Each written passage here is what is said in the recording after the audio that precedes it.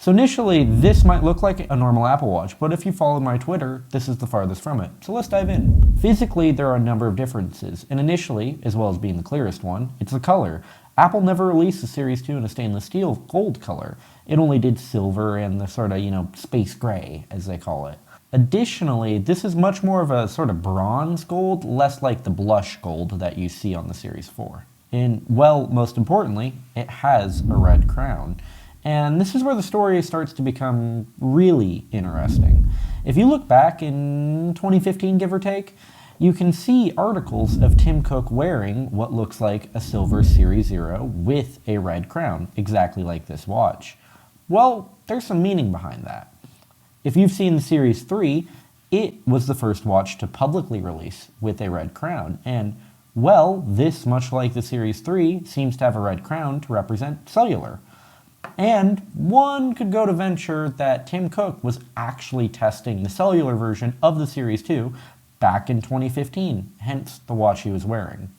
So, I said something about cellular, and we really need to dive into the software to shed some light on that. As you can see, it's running a non-UI version of watchOS, and consequently, it's very simple. There's just some boxes, you tap on them, you can scroll through and pick your apps. There's really nothing to it. Well, most of my devices, especially scrapped ones, it's kind of anyone's guess as to why they were canceled, with there being no real documentation on the matter. Well, in this case, I know exactly why this watch was canceled.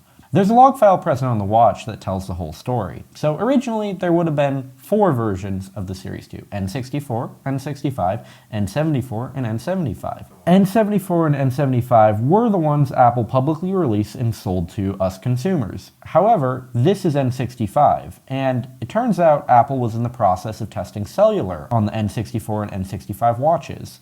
However, there were numerous failures, the biggest one of them being thermal. Apparently, only 30% of the units would pass baseband testing. The rest of them would have their baseband, the cellular unit, overheat and have a hard crash occur, where the device would just shut down and turn back on. Not really something you can ship to consumers. So, seemingly this watch was yet another Apple product condemned to the thermal corner, never getting to see the light of day.